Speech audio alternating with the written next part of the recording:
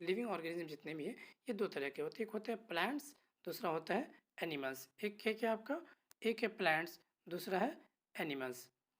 उसने कहा था कि प्लांट्स जो है, एक प्लांट्स होता है, उसने कहा था कि प्लांट्स जो वो तीन तरह के होते हैं, एक होता है हर्ब, शब एंड ट्रीज। क्या क्या होता है, हर्ब, शब एंड ट्रीज होते हैं। हर्ब वो होते हैं जो जैसे कि छोटे घास फूस वगैरह होते हैं, इसको हर्ब बोलते हैं। थोड़ा बड़े बड़े प्लांट्स को क्या कहते हैं, शब कहते हैं। फिर उससे जो बड़े बड़े ट्रीज वगैरह बड़े बड़े प्लांट्स होते हैं उसको ट्रीज कहते हैं। उसके बाद इसने एनिमल्स को भी बांटा था दो कैटेगरीज में। उसने कहा था एक है एनेमा और दूसरा एनेमा। एक है इनेमा, दूसरा है एनेमा। इनेमा वो है जिसके अंदर रेड ब्लड सेल पाया जाएगा, एनेमा वो है जिसके अंदर रेड ब्लड सेल नहीं पाया जाएगा। इतनी सारी बातें एरिस्टोटल ने कहा था। उसके बाद फिर धीरे धीरे साइंटिस्ट आते गए और सब साइंटिस्ट अपने हिसाब से ऑर्गेनिज्म को अलग अलग ग्रुप्स में बांटने की कोशिश की, क्लासिफिकेशन सब ने अपनी अपनी क्लासिफिकेशन दी है। तो सबसे पहले आया, उसके बाद आया कौन, two kingdom system of classification, जिसको दिया था कैरोलस लेनियस ने। किसने दिया था, कैरोलस लेनियस ने। उसने कहा था कि लिविंग ऑर्गेनिज्म दो बढ़ जाता है, एक होता है प्लांटी, दूसरा होता है एनिमेलिया। उसने प्लांटी और एनिमेलिया में ऑर्गेनिज्म को बांट दिया था। उसके बाद आया three kingdom system of classification, जिसको दिया हेकल ने। किसने दिया था, हेकल ने दिया था। उसने कहा था कि प्लांटी और एनिमल ये दो तो होता ही है, उसके अलावा एक और होता है प्रोटिस्टा। तो उसने प्लांटी एनिमलिया के अलावा प्रोटिस्टा को भी शामिल किया था। तब हमारे पास किंगडम हो गया था three kingdom system of classification, यानी प्लांटी, एनिमलिया और प्रोटिस्टा। उसके बाद फिर क्या four kingdom system of classification, जिसको दिया था कॉपलैंड ने। किसने दिया था, कॉपलैंड ने। इसने कहा था प्रोटिस्टा तो था ही, प्लांटी तो था ही, एनिमलिया था ही, लेकिन उसके बाद एक और जोड़ लेना, क्या है, मोनेरा। तो इसलिए एक और जोड़ दिया, मोनेरा को भी जोड़ दिया। तो कितना हो गया, Monera, protista, Plantae and Animalia, ये चार किंगडम सिस्टम ऑफ क्लासिफिकेशन हो गया। उसके बाद जो सबसे ज़्यादा माना गया, जिसको सबसे ज़्यादा एक्सेप्टेड है, वो कौन है, आर एच विटेकर का five kingdom system of classification, जिसमें आर एच विटेकर ने क्या किया था, ये चार को तो माना ही माना था, एक और बनाया था उसने, फंगी। उसने कहा था फंजाई भी एक अलग किंगडम है। तो इसने क्या किया था, पहले प्लांट, मोनेरा तो था ही, प्रोटिस्टा था ही, प्लांटी था ही, एनिमिलिया था ही, एक और जोड़ा था किसने, फंजाई। तो क्या हो गया, Monera, fungi, Monera, protista, Plantae and Animalia, ये फाइव किंगडम हो गए यहाँ पे। क्लियर है। अब देखिए जो पुराने क्लासिफिकेशन ऑफ सिस्टम, पुराने जो भी साइंटिस्टों ने क्लासिफिकेशन किया था, इनके क्लासिफिकेशन के साथ दिक्कतें क्या थी वो बताते। देखो इसने क्या किया था, इसने देखा था जिसके अंदर सेल वल पाए जाते हैं उसको रख दिया किस में, प्लांट्स में। जिसके अंदर सेल वल नहीं पाया जाता उसको रख दिया किस में, एनिमल्स पे। का जिसके अंदर प्लांट्स से सेल वल पाया जाएगा वो प्लांट्स है, जिसके अंदर सेल वल नहीं पाया जाएगा वो एनिमल्स है। इस तरीके से ग्रुपिंग कर दिया था। देखो यहाँ पे दिक्कत क्या आई, बैक्टीरिया क्या है, ये एक यूनिसेलुलर ऑर्गेनिज्म है। बाकी सारे ऑर्गेनिज्म क्या है, मल्टी सेलुलर है। तो यूनिसेलुलर और मल्टी सेलुलर में कोई डिफरेंशिएट इसने किया ही नहीं, तो इसमें ये दिक्कत आ गई। देखो ब्लू ग्रीन एल्गी क्या है, ब्लू ग्रीन एल्गी जो है ये फोटोसिंथेटिक होते हैं, जैसे कि फंग है, ये क्या है, नॉन फोटोसिंथेटिक होते हैं। तो फिर फोटोसिंथेटिक और नॉन फोटोसिंथेटिक को इकट्ठा रख दिया, ये भी दिक्कत आ गई।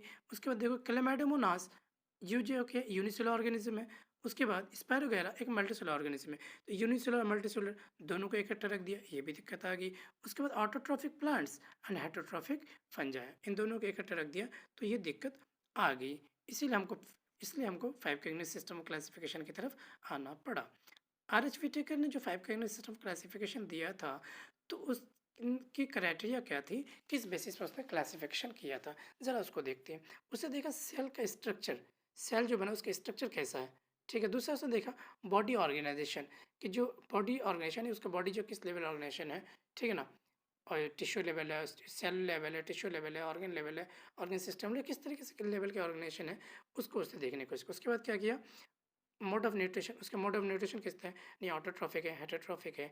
उसके बाद क्या, रिप्रोडक्शन किस तरीके से करता है, सेक्सुअली रिप्रोड्यूस करता है या एसेक्सुअली रिप्रोड्यूस करता है। फाइलोजेनिक रिलेशनशिप किससे कहते हैं, फाइलोजेनिक रिलेशनशिप क्या है। देखो फाइलोजेनिक रिलेशनशिप कहते हैं इवोल्यूशनरी रिलेशनशिप, यानी उसका पुराने पूर्वजों के साथ क्या रिलेशनशिप है उसको कहते हैं फाइलोजेनिक रिलेशनशिप। तो ये सारी कैटेगरी थी, क्राइटेरिया थी।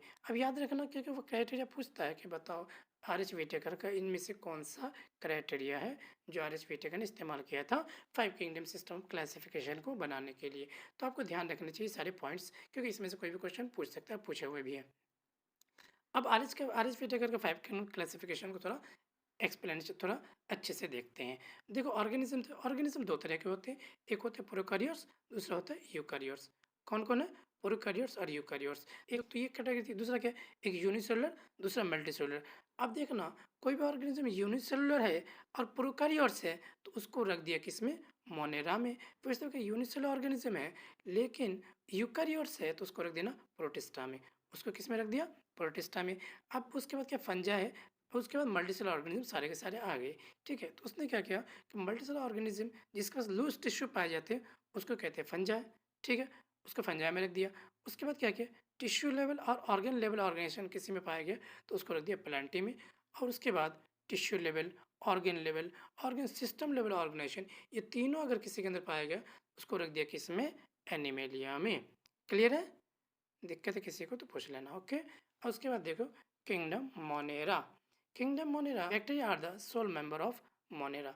तो मोनेरा का जो सोल मेंबर वो कौन है? इसका सोल मेंबर है तो मोनेरा का है, ये पूछा हुआ क्वेश्चन। ठीक है, मोस्ट अबंडेंट और माइक्रो ऑर्गेनिज्म, ये जो मोनेरा क्या है इसमें क्या मोस्ट ज़्यादातर माइक्रो ऑर्गेनिज्म वगैरह ही पाए जाते हैं। Most extensive metabolic diversity, most extensive metabolic diversity ये शो करती है। Some are autotrophs but majority are heterotrophs. कुछ ऑटोट्रॉफ्स होते हैं और ज़्यादातर क्या होते हैं? हेटरोट्रॉफ्स होते हैं। देखो, बैक्टीरिया का शेप भी पूछा है, बैक्टीरिया का शेप भी आपसे पूछता है। तो विब्रियो कहते हैं कोमा शेप बैक्टीरिया को, कोकस कहते हैं स्फेरिकल शेप बैक्टीरिया को, बेसिलस कहते हैं रॉड शेप्ड बैक्टीरिया को, और स्पाइरलम कहते हैं स्पाइरल शेप्ड बैक्टीरिया को। क्लियर है? उसके बाद देखो आर्की बैक्टीरिया। आर्की बैक्टीरिया के लिव्स इन हार्श हैबिटेट में रह सकते हैं, यानी कि ऐसी हैबिटेट्स में जहाँ पे कोई दूसरा ऑर्गेनिज्म सर्वाइव नहीं कर सकता लेकिन ये आर्की बैक्टीरिया कर सकता है। ठीक है, सलाइन कंडीशन भी सॉल्व ये रह सकता है। उसके बाद देखो लिव्स इन साल्टी एरियाज, जो साल्टी एरियाज में रहते हैं उसको कहते हैं हेलोफाइट्स। जो hot spring lives in hot spring, जो मानी कि बहुत ज़्यादा हॉट एरियाज में रहते हैं, गर्म जगहों पर रहते हैं जहाँ पे दूसरा ऑर्गेनिज्म सर्वाइव भी नहीं कर सकता, या बहुत कम ऑर्गेनिज्म सर्वाइव कर सकते हैं, वहाँ पे भी रह सकते हैं, उसको बोलते हैं थर्मोसिडेपस। लिव्स इन मार्शी एरियाज, जो मार्शी एरियाज में पाए जाते हैं उसको कहते हैं मैथेनोजेंस। क्लियर है? ओके, उसके बाद देखो cyanobacteria. Cyanobacteria are also called blue green algae. Cyanobacteria को हम क्या कहते हैं? ब्लू ग्रीन एल्गी भी कहते हैं। साइनोबैक्टीरिया जो यूनिसेलुलर भी होता है, कॉलोनियल यानी कॉलोनी बनाकर भी रह सकता है, फिलामेंटस, और ये फिलामेंटस भी होते हैं। ठीक है, सराउंडेड बाई जिलेटिनस शीट, किसके जरिए सराउंडेड होता है? जिलेटिनस शीट के जरिए सराउंडेड होते हैं। फोटोसिंथेटिक, ये फोटोसिंथेटिक भी होता है और इसके अंदर क्लोरोफिल ए पाया जाता है। Fix atmospheric nitrogen in specialised cell called heterocyst. इसके अंदर स्पेशल सेल पाया जाता है हेट्रोसिस्ट, जिसके जरिए एटमॉस्फेरिक नाइट्रोजन फिक्स करता है। ये हेट्रोसिस्ट नेट का पूछा हुआ क्वेश्चन है। They often form Bloom in water, ये यानी कि पोल्यूटेड वाटर में ये क्या करते हैं? ब्लूम का फॉर्मेशन करता है। हेट्रोट्रॉफी बैक्टीरिया मेजॉरिटी आर डिकम्पोजर, ज़्यादातर क्या होता है? डिकम्पोजर होते हैं, मोस्ट एबंडेंट ज़्यादा पाया जाता है। ठीक है, helpful bacteria in making curd. Helpful bacteria जो है उसमें क्या है? एक है आपका जो कर्ड बनाने में मदद करता है। ठीक है, जैसे लैक्टोबैसिलस वगैरह, कुछ एंटीबॉडीज़ वगैरह बनाते हैं। ठीक है ना? ठीक है, उसको क्या करते हैं? नाइट्रोजन फिक्सिंग करता है लेगिम्स वगैरह में। Clear? Some common disease causing bacteria, कुछ ऐसे बैक्टीरिया जो क्या करते हैं? डिजीज काउज करता है, जैसे कि कोलेरा। ठीक है, ये किसके जरिए काउज हुआ? बैक्टीरिया के। टाइफाइड, ये भी डिजीज कौन काउज करता है? बैक्टीरिया करता है। टेटनस, ये भी कौन? बैक्टीरिया करता है। साइटस कंकर, ये भी कौन करता है? आपके बैक्टीरिया करते हैं। यानी आपसे पूछेगा बताओ कि बैक्टीरियल डिजीज कौन कौन सा है, तो आप नाम लोगे कोलेरा, टाइफाइड, टिटनस, साइट्रस कंकर वगैरह, ये सारे क्या क्या है? आपके बैक्टीरियल डिजीज है। क्लियर है? उसके बाद देखो बैक्टीरिया का रिप्रोडक्शन दो तरह के हो सकते हैं, एक सेक्सुअल और दूसरा होता है सेक्सुअल। एसेक्सुअल देखो फिजन के जरिए हो सकते हैं। फिजन का मतलब होता है टूटना, मानी कोई प्लांट का कोई बॉडी, बैक्टीरिया का कोई बॉडी टूट करके कोई एक नए ऑर्गेनिज्म को बना ले तो फिजन कहेंगे। ठीक है, और इस पर फॉर्मेशन अनफेवरेबल कंडीशन, अगर फेवरेबल कंडीशन है तब तो क्या करेगा, वो फिजन के जरिए कर लेगा। अगर अनफेवरेबल कंडीशन है तो उस टाइम क्या करेगा, इस पर फॉर्मेशन करेगा, इस पर फॉर्मेशन करके भी ये रिप्रोडक्शन कर लेता है। कई बार क्या करते हैं, सेक्सुअल रिप्रोडक्शन भी होता है। Adapting a primitive type of DNA transfer from one bacteria to another bacteria, तो डीएनए को ट्रांसफर करते हैं एक बैक्टीरिया से दूसरे बैक्टीरिया में, उसके जरिए भी ये सेक्सुअल रिप्रोडक्शन को अंजाम देता है। उसके बाद क्या, माइक्रोप्लाज्मा। माइक्रोप्लाज्मा के बारे में बताया गया कि माइक्रोप्लाज्मा क्या है, स्मॉलेस्ट लिविंग सेल है। इसके बाहर सेल वॉल नहीं पाया जाता, स्मॉलेस्ट लिविंग सेल है। उसके बाद can survive without oxygen, oxygen के बगैर ये सर्वाइव करता है। Many are pathogenic in animals and plants, plants और एनिमल्स में ज़्यादातर क्या होता है, पैथोजेनिक होता है। अब हम क्वेश्चन पढ़ते हैं, फिर हम क्वेश्चन को सॉल्व करने की कोशिश करते हैं। देखो, which of the following are found in extreme saline conditions, extreme saline condition में कौन पाया जाता है। मैंने अभी जो पढ़ा, मैंने बताया था आर्कीबैक्टीरिया। कब पूछा गया, नीट 2017 में पूछा गया है। तो आर्कीबैक्टीरिया कहाँ पाए जाते हैं, एक्सट्रीम सलाइन कंडीशन में पाया जाता है। दूसरा क्या है, विच of the following statement is correct, 2021 का क्वेश्चन है, पूछा गया कि बता इसमें से कौन सा करेक्ट है। Fusion of two cells is called karyogamy, गलत बात है ना। कैरियोगमी कहते क्या है कि फ्यूजन ऑफ न्यूक्लियस, ठीक है ना। तो न्यूक्लियस का फ्यूजन, तो यहाँ पे क्या, सेल के फ्यूजन, इसलिए ये गलत है। दूसरा का fusion of protoplasm between two motile और non motile gametes is called plasmogamy, ये सही है कि मोटाइल और नॉन मोटाइल दोनों गैमेट्स के प्रोटोप्लाज्म के फ्यूजन को प्लाज्मोगमी कहते हैं, ये बात सही है। और उसके बाद देखते हैं question, pleuropneumonia like organism is 2020 का क्वेश्चन है, नीट का पूछा हुआ। उससे पूछा कि बताओ कि प्लूरोनिमोनिया लाइक ऑर्गेनिज्म जो है PPLO, इसकी साइज का साइज़ क्या है। तो इसका साइज़ क्या है, 0.1 माइक्रोमीटर इसका साइज़ है। उसका विच of the following is incorrect about cyanobacteria, cyanobacteria के बारे में बताओ कौन सा इनकरेक्ट है, ठीक है। अब देखते हैं, दे आर फोटो ऑटोट्रॉफ्स, ये क्या है, साइनोबैक्टीरिया फोटो ऑटोट्रॉफ्स है। इसने कहा कि नहीं पाया जाता और वो पाया जाता है, इसलिए गलत हो गया। Oxygen is not produced during photosynthesis by, oxygen produce नहीं होता है फोटोसिंथेसिस के दौरान, किसके अंदर, Cycas, Nostoc, green sulphur bacteria, Chara. कौन है, green sulphur bacteria. Which among the following are the smallest living cells known without a definite cell wall, pathogenic to plants as well as animals and can survive without oxygen। ये सारे character किसके हमने लिखा था ना, कि mycoplasma क्या है, क्या करते हैं आपके माइक्रोप्लाज्मा के अंदर सेल वॉल नहीं पाया जाता, पैथोजेनिक होता है प्लांट्स एनिमल्स में, ऑक्सीजन के बगैर सर्वाइव कर सकता है। कौन है, माइक्रोप्लाज्मा। ऑप्शन देख लो, सी है। The primitive prokaryotes responsible for the production of biogas from the Dang of ruminant animals include the, बोला कि बताओ इसमें से कौन ऐसा है प्रोकैरियोट्स है जो क्या करता है, बायोगैस वगैरह को प्रोड्यूस करता है। कौन है, मेथोनिजेंस। क्लियर है।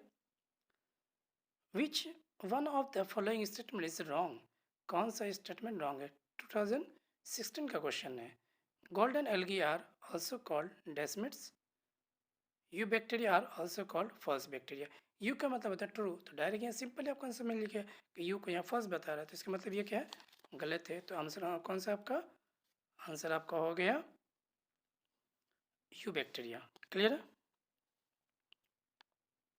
उसके बाद क्या है, मैथोनिज बिलोंग्स टू, क्वेश्चन नंबर 9 देखो, मैथोनिजेंस बिलोंग्स टू, तो मैथोनिज किससे बिलोंग करता है, मैथोनिज सबका बिलोंग्स करता है बैक्टीरिया।